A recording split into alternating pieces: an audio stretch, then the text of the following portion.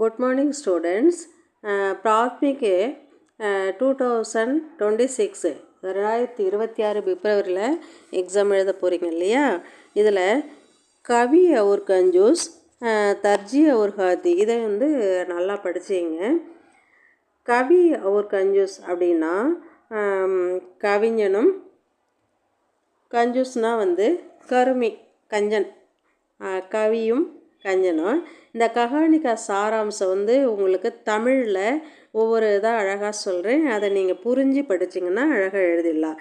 கஹானிக்கா சாராம்சம் அப்படின்னா கதையினுடைய சாராம்சம்.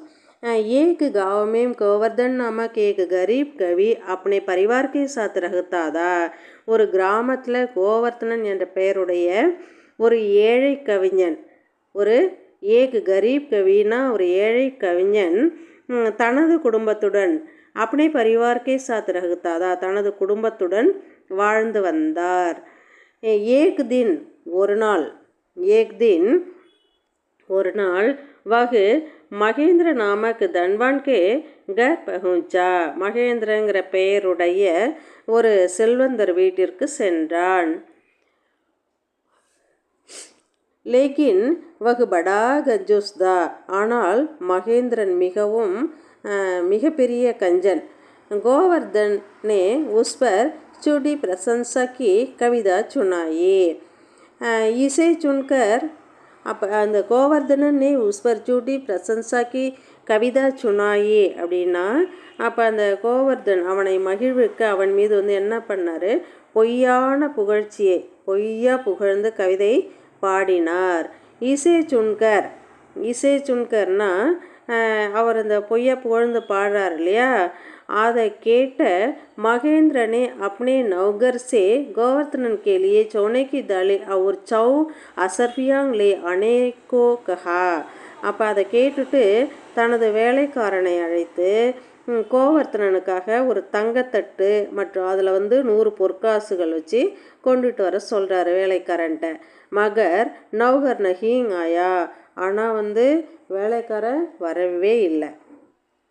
இப்போ அது கோவர்த்தனன் கே பூஜ்னே, கோவர்த்தனன் கேட்குறாரு.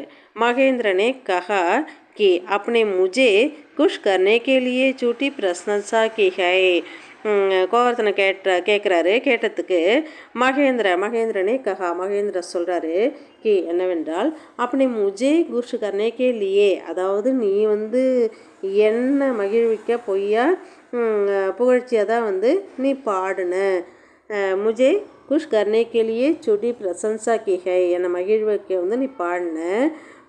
உசி தரகு அதுபோல் ஆப்கோ குஷ் கர்னேக்கே லியே மை பி ஜூட் போலா, அதனால தான் நானும் என்ன பண்ணேன், உன்னை மகிழ்விக்கிறதுக்காக பொய் சொன்னேன் அப்படின்னு சொல்கிறாரு. கோவர்த்தனுக்கோ காலி காத்து கர் லவுடா பெடா, அவன் கோவர்த்தனன் என்ன பண்ணுறாரு, வெறுங்கையோட வீட்டுக்கு திரும்பி போகிறாரு. அப்படி போகக்கூடிய ஒரு நிலை தான் அங்கு ஏற்பட்டது.